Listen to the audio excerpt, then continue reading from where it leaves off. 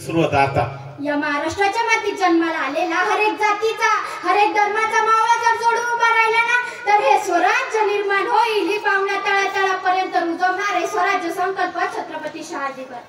ज्यांचं नाव ऐकल्यावर आमच्या नसानसातलं रक्त खवळून उठतं आणि ज्यांनी आपल्या जगण्यावरून दाखवून दिलं की आम्ही चुकून मुंगीच्याही वाटेला जात नाही, पण आमच्या वाटेला कुणी आलं ना तर आम्ही सिंहाची दात सुद्धा मोजायला कमी करत नाही, असे स्वराज्य संकल्प छत्रपती संभाजी महाराज. ज्यांचं नाव ऐकल्यावर आमच्या घराघरातल्या प्रत्येकाला असंच वाटतं की असं पोर माझ्या पोटी जन्माला यावं, असे स्वराज्य उभे करणारे छत्रपती शिवाजी महाराज. आणि आजकाल असं म्हणतात की जिथे मस्तक टेकवावं अशा नमस्काराची जागा हल्ली खूप कमी झाल्या, पण ज्यांच्या पुढे हे मस्तक नतमस्तक झाल्याशिवाय राहत नाही ना त्या राजमाता राष्ट्रमाता मासाहेब जिजाऊ या सर्व महामानवांना वंदन करून मी माझ्या भाषणाला सुरुवात करते. नमस्कार, मी स्पर्धक क्रमांक 33. खरं तर मला अभिमान वाटतो की मी या महाराष्ट्राच्या मातीत जन्माला आले. का नाही वाटायला हा मला अभिमान, ज्या महाराष्ट्राच्या मातीत असे थोर वीर जन्माला आले. आपला महाराष्ट्र म्हणजेच आपली ओळख, आपला महाराष्ट्र म्हणजेच आपली शान, आपला महाराष्ट्र म्हणजेच आपला मान सन्मान. मग कधीतरी असाही प्रश्न पडतो की आपला महाराष्ट्र विकासाकडे वाटचाल करतोय का? आपला महाराष्ट्र विकासाकडे वाटचाल करतोय खरा, पण तो अजून कसा घडवता येईल ते मी आज तुम्हाला सांगणार आहे. सर्वात आधी तर आपली संस्कृती जपायला होईल. मग मला तसाही प्रश्न येतो की आपण आपली संस्कृती जपतोय का? बदलत्या काळानुसार आपली संस्कृती बदलत चालली. आपण आपल्या संस्कृतीचा विसरत चाललोय, तिचा मान सन्मान करणं विसरत चाललोय. आता संस्कृतीचा विषय आला म्हणजेच आपल्याला आठवते की आपली बोली म्हणजेच मराठी बोली. आता इथं बसलेलं कोणी मला सांगू शकेल का की मराठी म्हणजेच काय? शिवरायांचं शिवचरित्र वाचताना ज्याच्या अंगावर शहारे येतात ना तीच म्हणजे मराठी, आणि ज्याच्या मुखातून जय भवानी जय शिवाजी हे घोष वाक्य पडतं ना तीच म्हणजे मराठी. मग असं येऊ शकतं की आपल्या संस्कृतीमुळे सुद्धा आपला महाराष्ट्र घडू शकतो.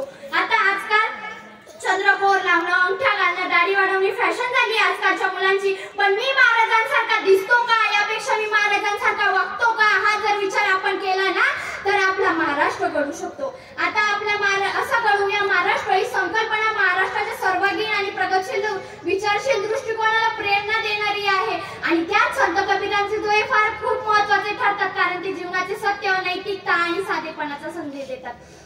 आता कबीर म्हणतात की बोली एक अनमोल है जो कोई बोल जान, हिये तराजू तोलिए जब मुख बाहर आन, बुरा जो देखने में चला बुरा न मिलिया कोय, जो मन देखा अपना मुझसे बुरा न कोय, कबीरा मुझसे बुरा न कोय. की म्हणजे त्या महाराष्ट्राची प्रगती तेव्हाच होईल जेव्हा प्रत्येक जण आत्मचिंतन करून स्वतःच्या चुका सुधारेल. आता समाजातील सर्व घटकांना समान संधी देणे, सर्व घटकांचा आदर करणे ही आदर्श महाराष्ट्र घडवण्यासाठी एक नवी दिशा दिली जाऊ शकते आणि आदर्श महाराष्ट्र घडवण्यासाठी उपयुक्त ठरू शकतो.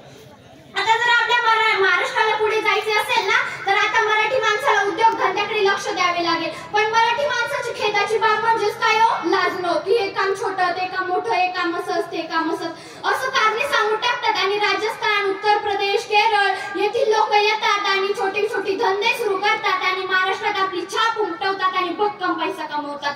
आणि महाराष्ट्रातील माणूस म्हणतो की नोकरी नाही.